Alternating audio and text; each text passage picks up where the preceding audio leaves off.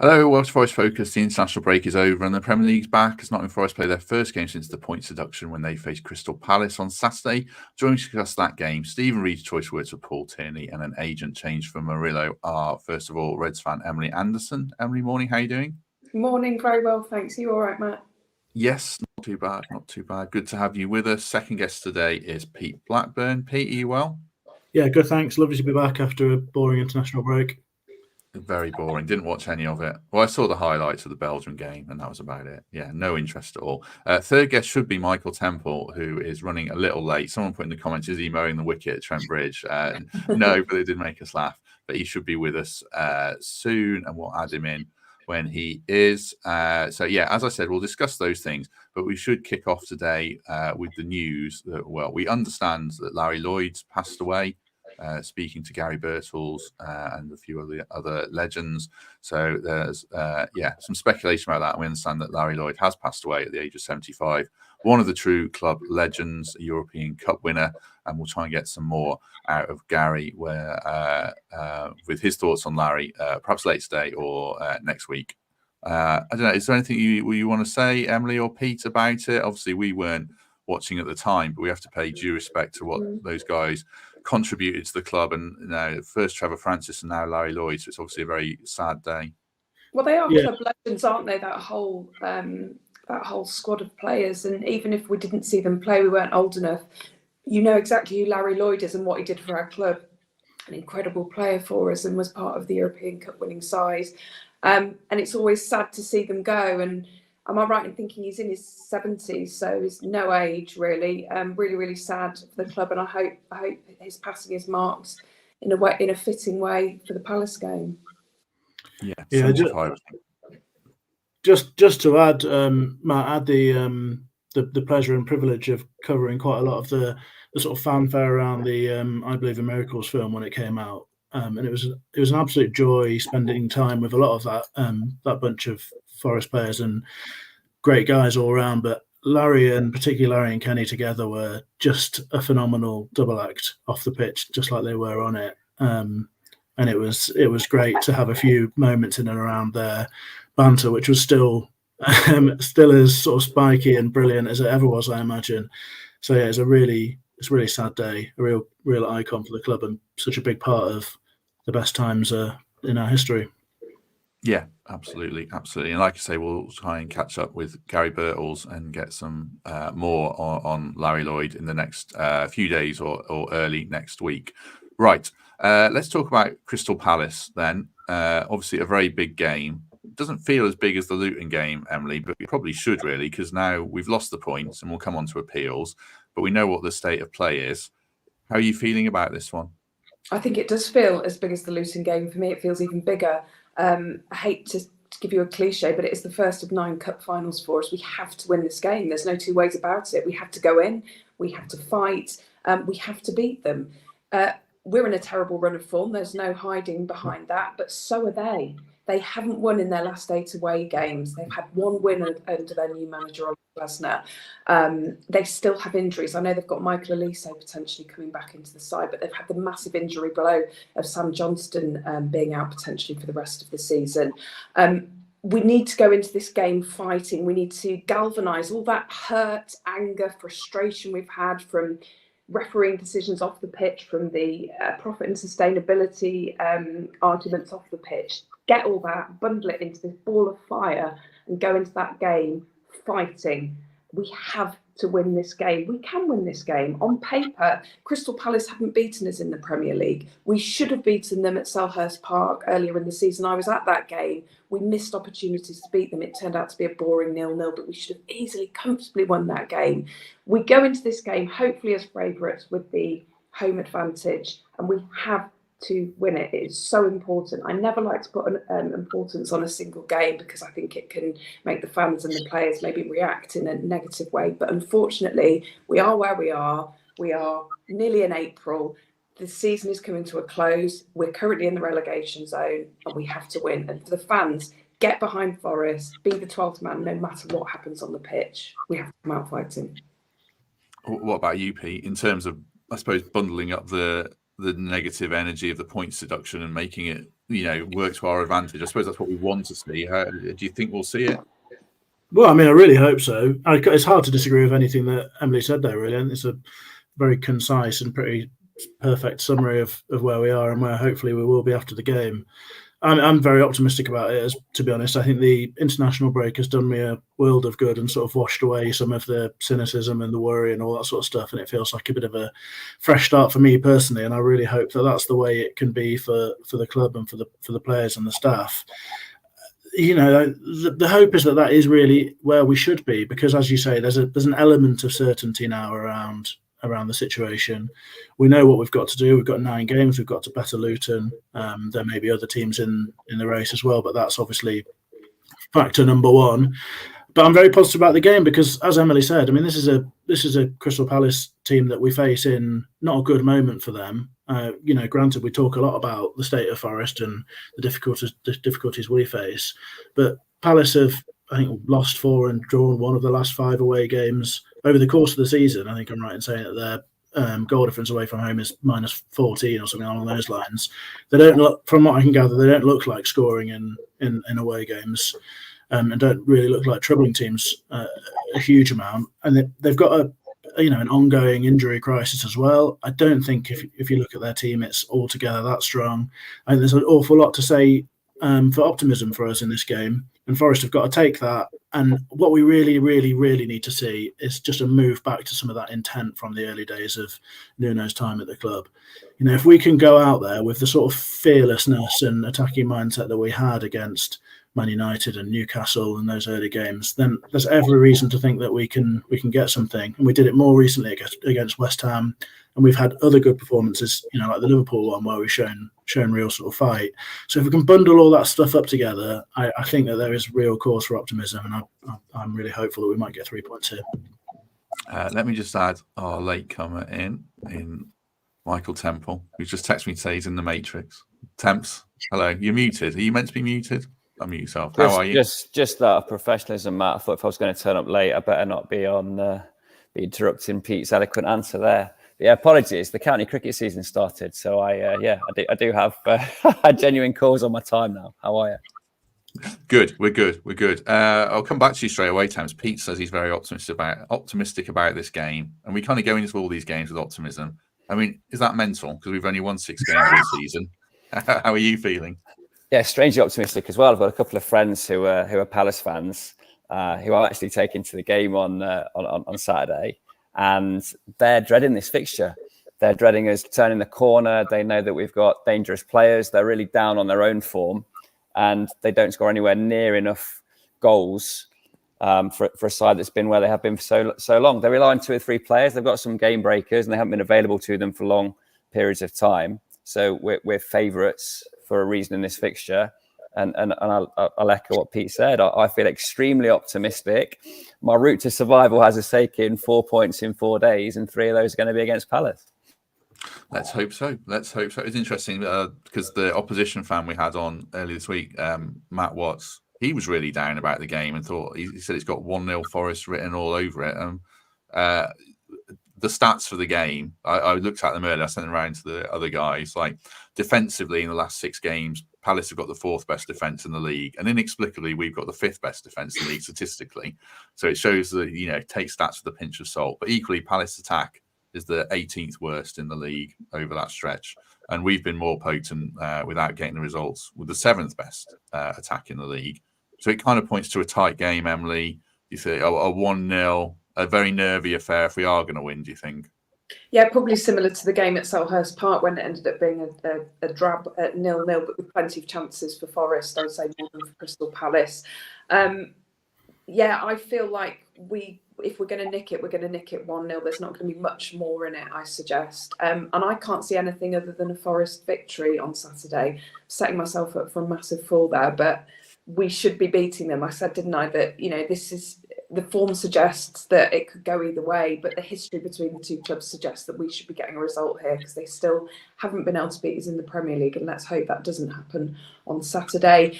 We've talked about that they're effectively good at defending, but attacking wise, they just don't seem to have anything up front at the moment. I mentioned Elise is probably back in the side, but they've still got plenty of others that are out injured. And I do think psychologically, the injury of Sam Johnston so close to this game is really going to impact on them, because he's such a big part of their squad, and it's a big time, isn't it, for Hendo to step up between the sticks, which I think will be a really interesting opportunity for him and for us, really.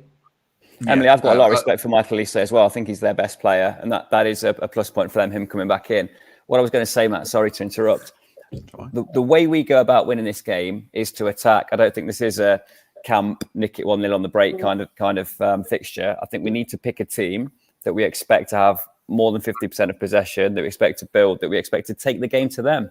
And for me, that means the wingers, that means the progressive midfielders, that means more attacking roles for the fullback. I do think that our best chance of getting the points from these two games is to go out there on the front foot, have some expectation, have a bit of confidence, be comfortable with the ball, and just be bold. Don't die wondering.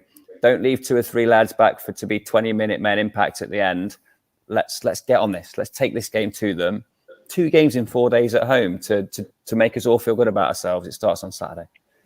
Yeah, and obviously at the same time, Luton have got some wretched away games, which kind of makes it a little more enticing as well. Perhaps we'll come back to that later. Just looking at the press conference schedule for managers, Glasser's not on it today, so we probably won't get an update on Elise. Nuno's at 2 p.m, and we'll come on to our team shortly. But we do know, Pete, about Sam Johnston out for the season. Ordinarily, I think that's great because you get the Duff reserve keeper come in, but Dean Henderson, he's going to come here and he's going to really want to prove a point, I guess, isn't he? And show, remind Forest fans how good he was, and probably have us wishing that we'd signed him to an extent.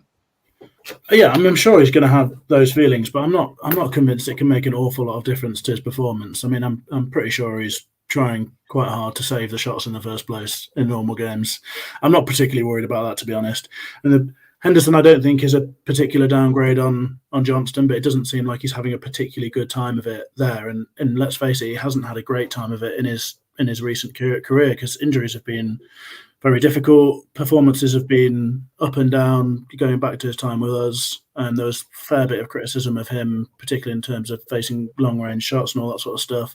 So I wouldn't have thought he's going to be in the sort of most confident sort of moment in his career. But personally, I'm not too worried about it. I think he's a good goalkeeper, and he'll, I think we'll have to finish well to beat him, like we will most Premier League goalkeepers.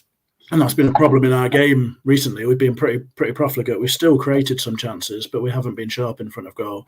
But when it comes to all the psychology of it, I don't think it's going to play into the game too much. Forest just have to go out there and do their job, like Temp said.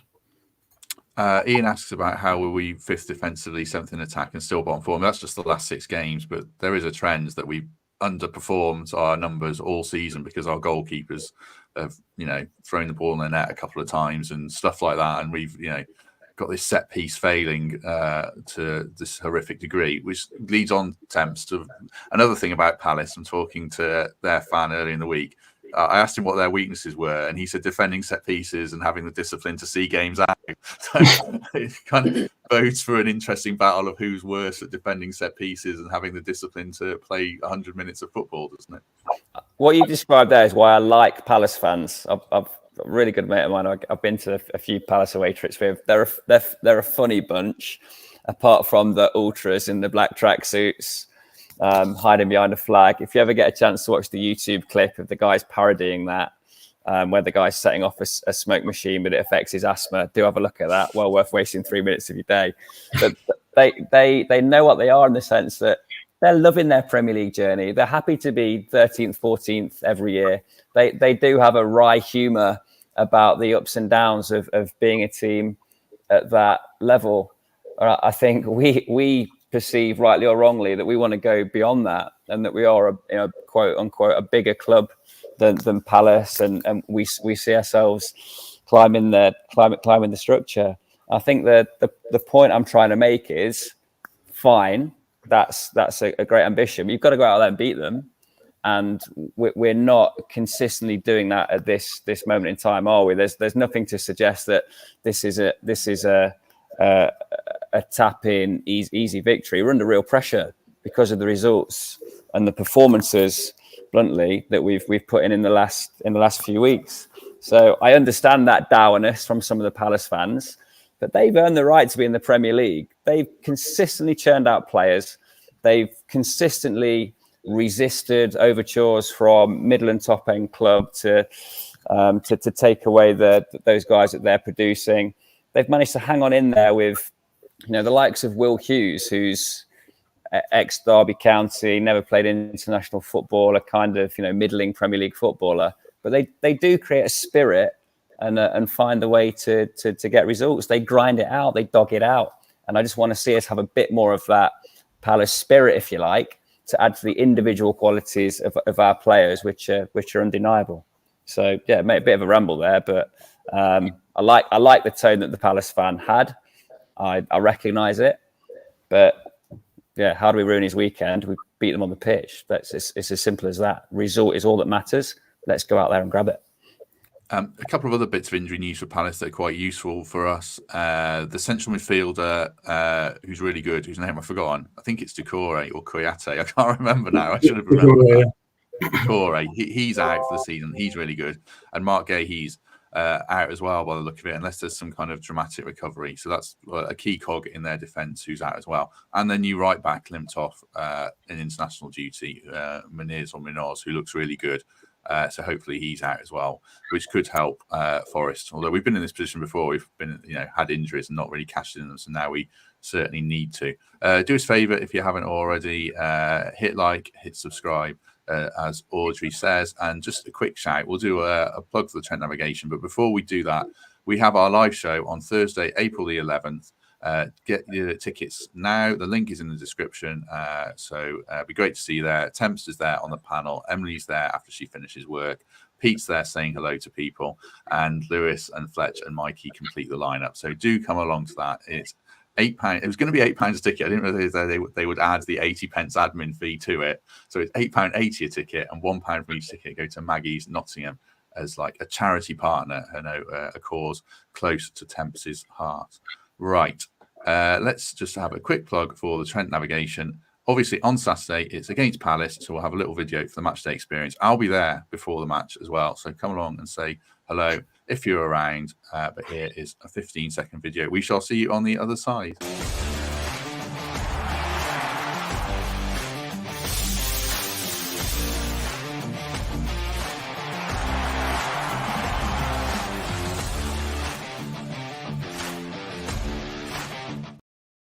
I just need to teach Matt a little lesson in marketing, because he's tried to sell his 1,000 tickets there for £8.80, and then he said, "Come and meet me for free on Saturday."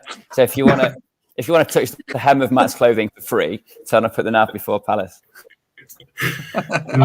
Yes, come to our live show as well. Yeah, thank you. Temps is much better at marketing than me, obviously. But yeah, come along to the live show, say hello. We'll make sure it's a good night, because they always have been historically, and I'm sure this will be no different. Right, let's go to our lineups then. I've got an apology to make to Pete already, because the file downloaded wrong. So there's no Pete lineup, but they're all so similar that we'll just talk around basically the same two positions on the pitch. Right. Oh, one of them's disappeared as well. All right, I'm just going to put one up and we'll talk around this and see whose it is. It is Emily Anderson's team. Right, I'll read it out. Basically, every player is the same apart from the two in midfield for all four of us. So it's Matt Sells in goal, Williams, Bolly, Murillo, Toffolo at the back, and we're working on the proviso that Willy Bolly's available. And then Yates and Danilo in midfield for Emily, Ilanga, Gibbs-White, Hudson-Odoi, and Chris Wood up front, who we believe is fit and firing and ready to go for that one. So just talk us through those names, Emily, and then we'll pick out a few individuals after that. Well, I guess the back four picks itself, and like we say, we're assuming Bolly is fit again. If not, I'd slot in Felipe in his place. Nico Williams has had an outstanding international campaign, hasn't he? He's just getting better and better every match. So he's, to me, first name on the team sheet actually at the moment. And just as a mention, I think he should definitely get a shout at set pieces if it's not going well on Saturday for Morgan Gibbs-White. Maybe give Nico a shot at the odd free kick. So the back four kind of speaks for itself. In the front four, I keep saying that front four, and yet Nuno seems to know better than me, and starting with Origi, dropping Callum Hudson-Odoi to the bench. But for me, we have to start with with that front four. Obviously, we know Taiwo's out, which means Chris Wood gets the starting shirt. Fully deserves it. And am I right in thinking he's 1 goal off going into double figures for this Premier League campaign? So wouldn't it be great if he does that on Saturday? And I've opted for Yates. I think he's really earned his spot. We know what he can do. We know what he can't do. But for me, he's our captain. He's got to start. So he's in the midfield to break up play and do everything that we know he can do well. And I chose Danilo over Sangare or Dominguez because I know when I was last on, people accused me of slagging off Sangare and not giving him a chance. And I know we've had another game, and yet again he's disappointed. So for me, he hasn't earned his shirt for us, which is a shame because of the price tag and everything that goes with that. But I think he's still got time to bed in. But I certainly wouldn't be starting with him on Saturday. Dominguez as well is too up and down for me to start, and I think Danilo has definitely earned a place in the starting lineup. And just in case the people think I'm a Sangare hater, I'm not. I think he's great. I really want him to do well. I'm willing him to do well, but so far he's been nothing more than a 6 out of 10 for me. Very good. You said you bring Felipe in if Bolly's out, so you wouldn't bring Omobamidele in. Do you know what? I'd forgotten about him, which is awful, isn't it?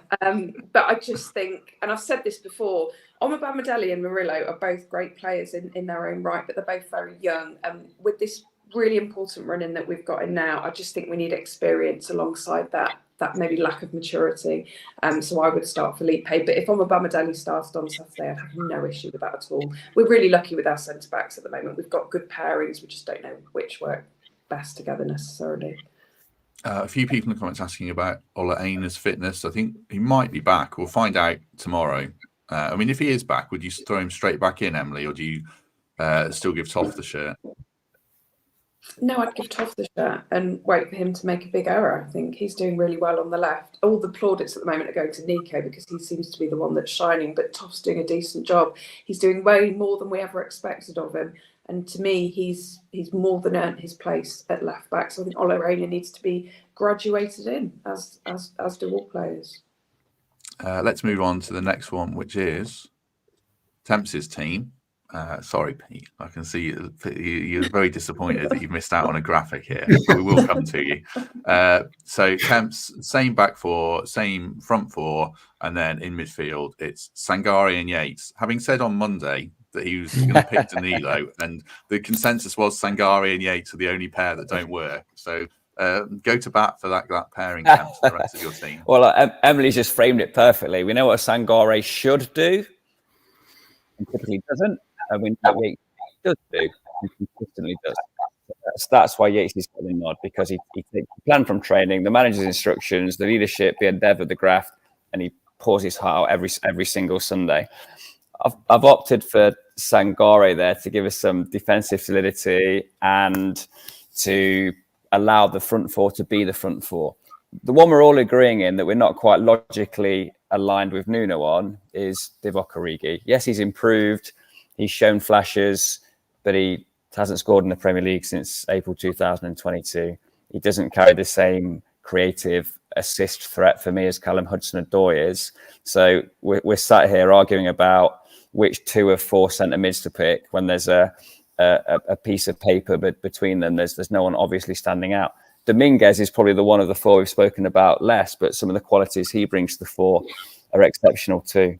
So I wouldn't be affected if my team or Emily's team was selected.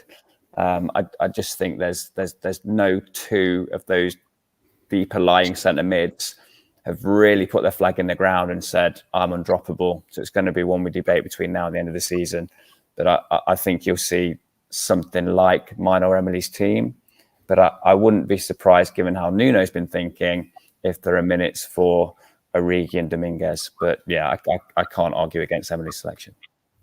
There's one here from Pete Cartwright in the comments. It's a bit left field, but we have seen Gibbs White play deeper and play Reina in the 10. I'm asking about Reina Temps because he did have that very good international break with the US player of the tournament for the Nations League CONCACAF final, 1 goal, 2 assists in 2 games. So obviously something there.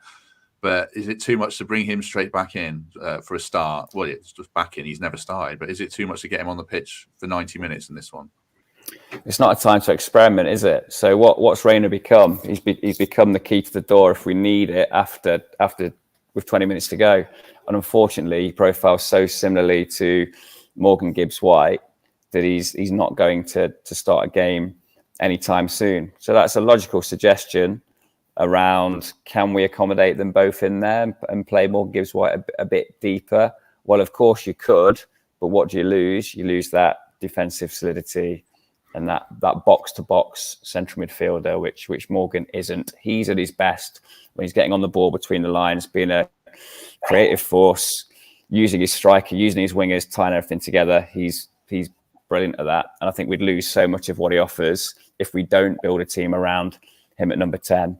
So as much as it makes that loan signing of Reina seem illogical, as excited as we are about the things he's done for the US national team, he's not starting this game. He's not even close. Nuno is all in on Gibbs-White in the 10. What about your team then, Pete? I'm trying to find the graphic, but I've completely lost it. Sorry. Just talk us through your midfield selection, because it's different to the other two guys. Yeah, well, only one difference in that I'm pretty hot on Dominguez being in this team, to be honest. I think we might. The nature of the season is that we've been doing an awful lot of reacting to performances because games have been so up and down. Players have been coming in and out of the team.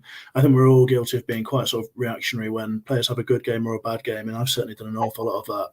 I think in Danilo's case, we're being incredibly optimistic about what he brings to the team. And I think a lot of it is based on a bit of the eye test in what you feel like he can offer, but also in that West Ham game. But realistically, I don't think he's offered us an awful lot from that defensive position. And if you have a look at his data, I think the instinct is when you watch him, you think, oh, this is a player with an eye for a progressive pass. He's got a range of passing, all that sort of stuff. But none of that is shown in the data whatsoever. He is low down when it comes to progressive passing. His volume of passing is very minimal. Pass completion is poor. And you compare his data to Dominguez's, and it's worlds apart. And Dominguez offers you a lot of the stuff that I think Forest desperately need in defence on his good days. And granted, I totally agree with the others that this is really up and down selection because these players have been inconsistent. All of them have. But Dominguez offers you an all-round game. He's a more progressive passer than Danilo. He contributes more in terms of attacking output, and he offers all the defensive stuff. In fact, his defensive stats sort of stand up to most of them. So I play Dominguez and Yates. I think they're the best option for the game, and personally, I'm sort of sticking with that for the majority of the rest of the season. I think there may be some moments for horses for courses, but I think Dominguez gives you the opportunity to have a solid two who both contribute defensively and give you a platform to work on, but he can also join the attack. He can get the ball to Gibbs-White, he can get the ball out wide, and he can contribute in terms of getting up the pitch and adding goals to the game as well. So for me, I'm going to try and not just keep picking different teams because I keep doing that and nail my colours to the Dominguez mast. I think he's the right player to play alongside Yates for us, and I think we need a bit of stability now. So I'm sticking to that. Otherwise, hopefully Bolly will be fit. They've got a physical threat up front in Mateta, but I don't think he's the sort of massive worry that we've had in terms of some of the other teams we've played recently. So if Bolly can't play, I'm not going to be desperately stressed about it. Personally, I'll play on Obama-Dele, I think, over Felipe. I'm still slightly concerned about Felipe's floor in recent weeks. When he's bad and not contributing, it seems to be pretty detrimental to the team. Obama-Dele, I don't think has let us down a great deal, and he offers more in terms of mobility and that sort of stuff. So I think I'd go that way. And the other big thing that I think Temps and Emily have touched upon is, for me, Hudson-Odoi's got to be in the team, and he's got to be in the team pretty much every game from here on in. And I don't think we can afford, as Temps said earlier, to die wondering now. We've got 9 cup finals, as Emily mentioned. It's time for us to attack, to get our strengths on the pitch and show some real intent. And I don't think we can afford to have a genuine game breaker on the bench. And I don't think anyone would accuse Hudson-Odoi of being someone that you have to carry all game. I think he contributes in defensive moments. He's very, very good at wriggling out of tight spaces in his own half and keeping the ball.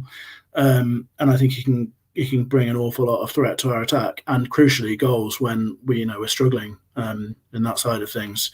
So for me, it's time to get him on the pitch and stick with him and give him as much confidence as possible, because he could be the man to keep us in this league.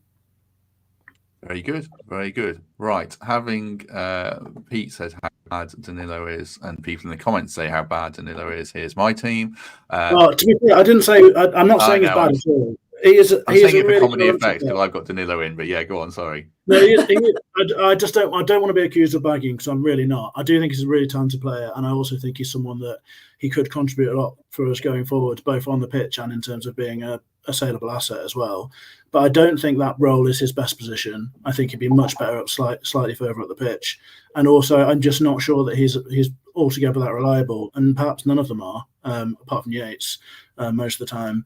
But I think he's more unreliable, and he's more of a worry to me. He gives away the ball an awful lot, and I'm not sure really what we're asking him to contribute from there if it's basically his passing range, which doesn't seem to play out. Here is my very good. Here's my team with the ultra rubbish Danilo in the middle. Right. The same as everyone else. Matt Sells in goal. Williams Bolly. Omar Babadeli would come in for me if he's out. Murillo. I've got Toffolo, but I would start Aina if he's fit. We'll have to wait on that. And then I've got Dominguez and Danilo in midfield, and then the same attacking four. And I agree with everyone. I just don't mind Origi, but I don't see why he's justifying all these starts. So I did try and put some logic into why I've got these two in midfield. Danilo and Dominguez was the pairing against West Ham, where I thought we played really well. And Danilo has started a lot of our wins. And also, they're quite athletic in midfield. Eze is a 10. If Elise plays, I just feel like we need some legs in there, which is probably why I've gone against Sangare. And I think Danilo might be able to do a bit of a job in combination with Dominguez in keeping Eze quiet. I would pick Yates, but I worried that he would resort to fouling someone like Eze quite a lot. I just don't think we can defend dead balls. But the thing is, you could pick any of the combination of the four, and it could work well, and it could be an absolute disaster. Well, not a disaster. It could not work well. It's just like, as we've all said, we're picking different combinations because they've all been so inconsistent. But that was my thinking of just trying to deal with the threat of Eze a little bit. Right. Anyone got any final thoughts on team selection or the game before we move on? Collective silence. Good. Right. One of the big factors around this week and sort of impacting the games, obviously we know the points deduction, but we have appealed. What do you think about it, Thames? Because on Monday, I think we all kind of thought it was probably wise or reasonable not to and just take the medicine. But now we have. What's your thoughts on it? Put ourselves back in the space where it's part of the story again, haven't we? And it wasn't. I think it had been accepted. We'd all dived into the judgment and seen how we conducted ourselves in the process and leaned into it and been credited for that with mitigation. So opening the wound again feels like a distraction for me. Lewis articulated on Monday that it won't be a distraction for the players, that they'll be single-minded enough to compartmentalize that and crack on. I wouldn't have appealed. I think that it was clearly found that we had breached. It was clearly found that from that point we leaned in and did everything we could to rectify it, and that we were in no way evasive when we had those discussions with the panel. So my personal preference would have been to leave it and just focus on the football. Shootout against Luton over the final few games of the season, more than enough in the camp to get to where we need, and just not have this distraction. So as a fan, disappointed that we've decided to prolong this process. What about you, Pete? Yeah, I don't really disagree with anything Temp said. I certainly wanted us just to leave things where they were when the ruling was handed down. I felt a little bit like we got away with it, to be honest, because that 2-point deduction feels pretty arbitrary, although the whole process feels pretty arbitrary, certainly the way it's been applied anyway, and the judgment's based on that application. I think I sort of struggle to buy I would bow to Lewis's knowledge, obviously, because I've got no clue compared to him, but I sort of struggle to buy the idea that it just doesn't impact the players at all. I think that uncertainty around a club and a working environment must have an impact somewhere. And to me, that's a worry. And there's the wider issue about all the sort of the narratives that we seem to be embroiled in. We seem to be just picking fights left, right, and centre. And I just really wish we could sort of focus on one cause and really stick to that. It may be that that's all sort of intangible stuff and doesn't really matter. So I'm hopeful that's the case. I mean, I do think that there is a degree of certainty now, because I think it's very unlikely that a more significant points deduction is handed down from the appeal commission. It would seem, and granted, there's been an awful lot of mess and chaos so far, but it would seem pretty outrageous for an appeal panel to decide that the original panel were incorrect to say that they had been really well engaged with by the football club, given that they're different people and it's a different process. So I'd find that really odd. Looking at it from sort of in sort of cold light of day, I can only see that Forest can have an argument over 1 point, because there's 3 points for having a breach. We aren't arguing with that. There's 3 points for having a significant breach. So I guess Forest's argument must be that those other mitigations haven't been taken into account, so that the promotion bonuses and extras and COVID, that's 20 odd £million. You take that off, you also add in the near miss of Brennan Johnson, and the financial picture looks very different. So perhaps Forest are going to try and argue again that it wasn't a significant breach. And if that's the case, then perhaps there's a point to play for.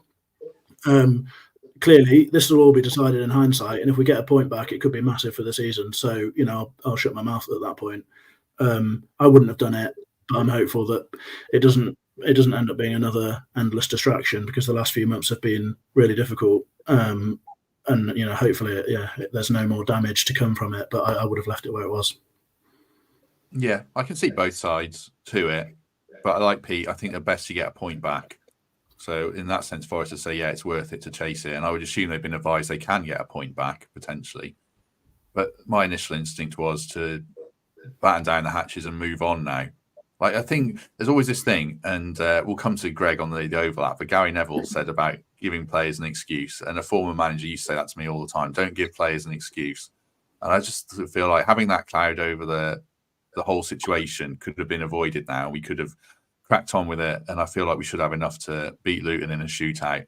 So I was kind of hoping we'd move on, because it's felt like a bit of a mental drag on the whole season for me. So yeah, I mean, my big worry initially was that they were going to increase the points sanction, and even if there was a small percentage chance, then I wouldn't have done it. But if there is no worry about that, then I suppose there's nothing to lose on the face of it. But I was quite looking forward to moving on, frankly, from the whole affair and just getting back to the football.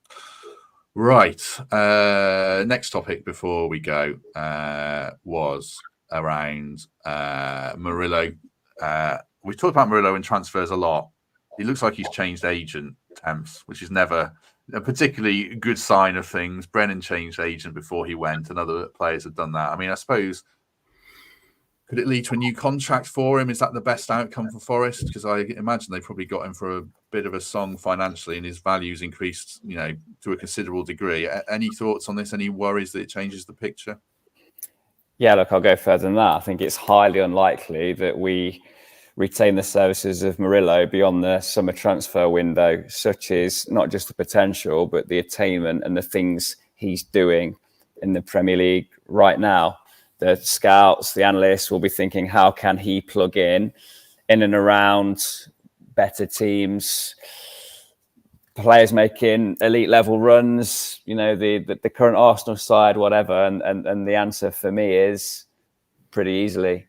He just seems to have physical attributes in abundance, a comfort on the ball, which belies a typical central defender, clearly has the ability, a la Ben White, John Stones, to stride out with the ball or even play CDM at some point in the future.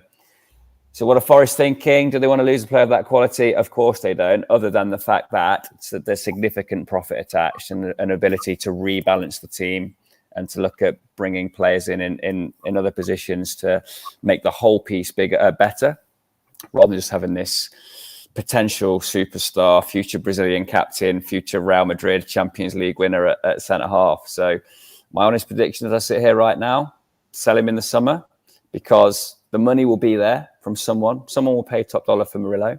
It protects the need for us to accept lesser bids for a Morgan Gibbs-White or an Elanga or whoever else it might be. But market forces talk. And if you've got a player who's playing above the sum total of your side, of that age profile in particular, they won't be there for long. I think it's highly unlikely that we get to September with Murillo still in our squad. Emily, I'm very sorry. I should have come to you for that question. You sat there and listened to the PSR chaps. You don't talk about PSR because of you're a BBC employee. That's why. So people are wondering. Talk about Murillo, and I'll make a counter argument that maybe should we keep him because he does have creases in his game still. Would he benefit from staying here and just refining his attributes at Forest and playing 38 games for Forest rather than 15 for Liverpool next season or something like that? We'd love that, wouldn't we? Because it would mean we'd get another season with Murillo. But I'm on the same lines as Temps. I don't see him being here beyond the next 9 games. So let's enjoy those next 9 games with him in the side. And if I'm honest, from the moment he came to us and we could see what he could do, and he cemented his place into the centre-back role very quickly, I knew he wouldn't be with us for very long. He's got so much talent. He's so young. He's got a great attitude. We know exactly what he can do. We just need to enjoy the time we've got left with him, I think. He's got such a bright future ahead of him. And, as gutting as it would be to lose him at the end of the season, he's going to flourish somewhere big. He's going to be at a big European club or a top 6 Premier League club. So let's enjoy that time. And actually, like Temp said, for me, it's more important that we maybe lose a young rising talent like that than maybe have to part ways with someone like Morecambe Gibbs-White, who we paid a heck of a lot more than we did for Murillo, so we wouldn't be making as much profit anyway. So I would be sad to see him go, and I think the fact that he's got a new agent speaks volumes, doesn't it? But he's kind of like, the only way I can liken it to, he's like, like a really hot boyfriend or girlfriend that you're not quite good enough for, it's not going to last the distance, you ain't going to marry them, but just enjoy that journey while you've got them. Murillo, who are you talking about, Emily? Who are you talking about? No, but he's that guy, isn't he? He's the guy that, he's the everyone fancies him in your class at school, but you know that you're never going to actually be with him for a long time. So just let him go and sow his seed and do his thing. You're talking about Felipe again, aren't you? You're talking about Felipe again. How do you carry on from that? I suppose, Emily, I'll stick with you as well because I left you hanging for so long there. I suppose Omobamidele kind of the perfect player to plug in for next season as well and hopefully be a regular. Because with respect to him, he probably doesn't have that ceiling of Murillo. He's someone who could stay at Forest for 4, 5, 6 years, hopefully. And actually, if you look at the centre backs that we've got, we've mentioned it briefly. We've got a decent crop of centre backs. So if we're going to lose from any position, maybe that's the position to lose it from. And like you say, we have the perfect heir to the throne in Omobamidele, who's young, keen. Obviously, probably hasn't got the same ceiling as a Murillo. I mean, we don't know that yet, but we don't think that. And yeah, he's more likely to be able to grow. You talked about maybe Murillo growing with us for another season. A perfect opportunity for Omobamidele to do that. And we've still got Niakate, we've got Willy Bolly that hopefully might get an extension to his contract. Felipe's obviously retiring at the end of the season. So yeah, I mean, I think Omobamidele's got so much potential. And at one point, we didn't think we'd ever see him play in a Forest shirt. And then because of various reasons, he came into the side. And he's not really put a foot wrong, has he? And he's a bit like the other youngsters. He's learning every game. So I'd be more than happy for him to be the next heir to the Murillo throne. Let's move on because the clock is ticking. Pete, Stephen Reid got his 2-game ban and is fined for telling Paul Tierney what he thought of him. Is it a fair sanction? I mean, he wasn't like he was in his face aggressive. He had his hands in his pockets, but you can't really speak to a ref and call him that and get away with it, can you? What's your take on it? I mean, this is an absolute hospital pass of a question, isn't it? I don't know what I'm supposed to do with it, really, to be honest. We've obviously had one side of that story. I wasn't there. I've got no idea. I mean, rule number 1, I guess, would be it's probably not cool to talk to officials like that. But, there was an awful lot going on that touchline. I'm sure there was a fair bit coming from the other side as well. And, some of that language is choice, but it was good enough for DH Lawrence. So, Good.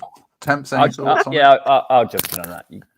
You can't say it, you can't do it. And particularly in that immediate aftermath of the final whistle, you shouldn't be doing it on the pitch where amateur lip readers, match of the day cameras, and the referee backed up by 2 witnesses in his assistant referees, all backed up what Stephen Reid said.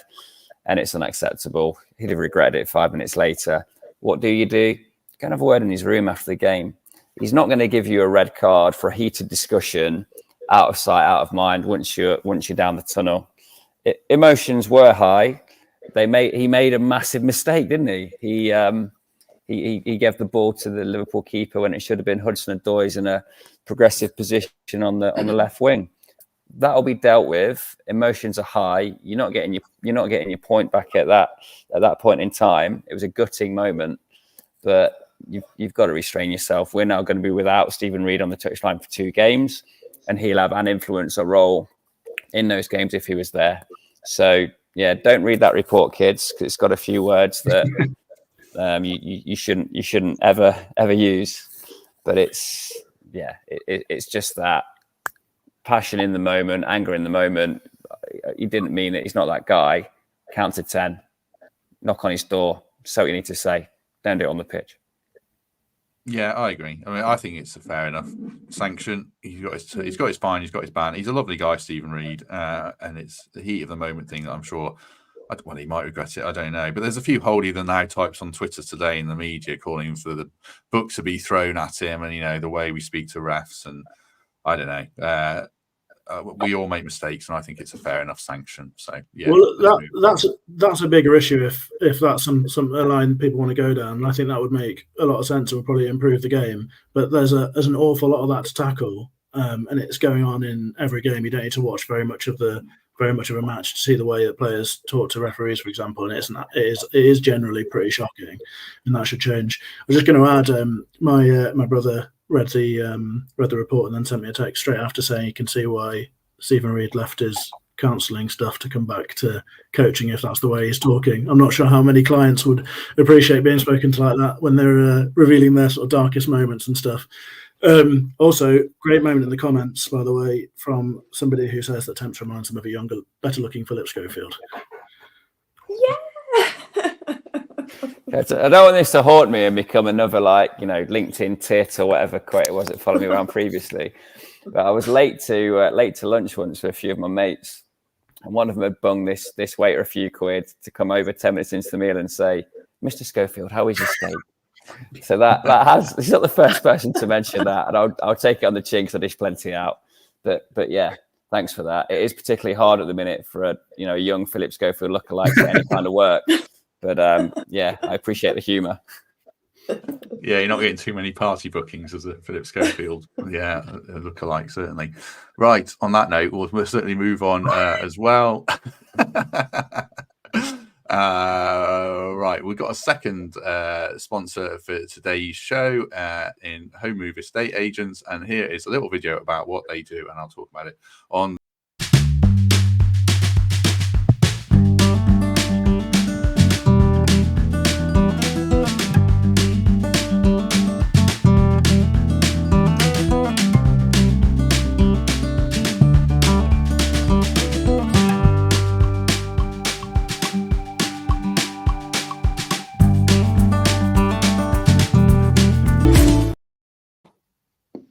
Thanks to Home Move Estate Agents. Ben Sales, who works for them, is a big Forest fan and a big listener to the show. So thanks for their support. Details of their business are in the episode description. If you're looking to buy or sell your house, they are the people for you. Right.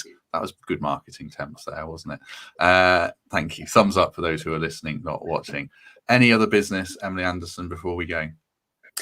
No, other than let's just mention lovely Greg Mitchell on the overlap with Gary Neville and Jamie Carragher. I watched his little bit this morning. He was on for quite a while. Well worth the watch. And I thought that Greg stood up to that pair really well, particularly Gary Neville, who wouldn't let him get a word in edgeways and kept talking over him, which I thought was a tad unprofessional. So good on you, Greg. Well worth the watch. Yeah, they went at him pretty hard. But I guess that's kind of what that show is. But yeah, our little Greg stood up to it very well. He did well, and I felt very proud. Felt like a proud sister. Yeah, his skin was glistening as well after I saw he nicked all Laura's skincare products to take them up to Manchester for the recording. So yeah, excellent work on all fronts, Greg. Right, Temps, anything before we go? Greg doesn't realise how good he is in situations like that. I think he speaks with such passion and holds such a passionate view of football and Forest that he's the absolute man for that, and he doesn't realise that sometimes. So I hope he watches that back and enjoys it. Pat Brett suggested that today with Emily and Temps, this morning with Emily and Temps. Maybe we should get on that sofa end. Replace what's gone before. But this is my agent Temps. Yeah, if you could get the sort to mine. Yeah. Matt, is that all right? Can you give me a call? And then free to go. Finally, I think Holly Willoughby does have a vacancy for a new best friend. So if anyone could put me in touch, that'd be great. Yeah, you're right about Greg doing the overlap. It was supposed to be me originally, and I would have been terrible at it. So I'm glad Greg's doing it for sure. Oh, wow. Right. Okay. This is very good. Thanks very much to Richard Spray for his $4.99 donation. That's very kind of you, Richard. I really appreciate that. Not for the first time, I do notice. So, yeah, very grateful to you. And also Lee Tilston for his donation of £5 as well. That's great and very much appreciated. I think Lee said that he went in agreement with Danilo. So good room to donate, even though he completely disagreed with me about that. Right, Pete Blackburn, anything else you want to say before we go? Yeah, just quickly. A few weeks ago, I said a few words about a Forest fan who tragically passed away, Chris Hunter. He was 35. And he, his family and friends were hoping, as I mentioned last time, were hoping to get sort of a minute's applause going to celebrate his life in the 35th minute of the game against Palace. It was also a long time ago that we spoke about that, so I just wanted to put that back on people's radars. And if people would like to join in with that, then I think it would mean a lot. Absolutely. Well said, Pete. Right, nothing else from me other than to reiterate about the sad loss of Larry Lloyd, as we mentioned at the top of the show. I see Forest have confirmed that now, so thoughts with Larry, his family, former teammates after his sad passing. I think that's about it from us. We'll be back tomorrow evening with a Q&A live at about 7 p.m. with myself and Mikey, and maybe one other person. I don't know who yet. But if not, do join us for that, and I'll put a plug out for questions later. And then Palace post-match at 7 p.m. on Saturday. Lineup to be confirmed as well there. It's all a bit haphazard at the moment. And everyone's going on holiday next week as well. So it's going to be might be a lot of Michael Temple and Greg Mitchell, unless Temps is going to tell me he's away next week, sunning himself. No, I'm around. Good. Good, because you're going to be on this a lot, hopefully. Right, like I said earlier, do get your tickets for the live show Thursday, April the 11th at the Trent Navigation, 7 p.m. start. Fletcher Lewis on the panel with Mikey and Temps, and Emily and Pete will both be there as well. So you get your tickets from the link in the description or via the Trent Navigation website, I hope, because I've just said that without checking it. But I'll plug it on social media as well. Right, in the meantime, good to have so many people with us at this time on a Thursday. Is it Thursday? Yeah. Thursday. Yeah, so thanks for your company. Emily Anderson, thank you very much. Thank you. Michael Temple, thank you very much. Cheers, everybody. See you soon. And Pete Blackburn, thank you very much. Thanks for having me. Nice to chat. Yeah, very much. Nice chat as always. Enjoyed everyone, and hopefully catch you tomorrow.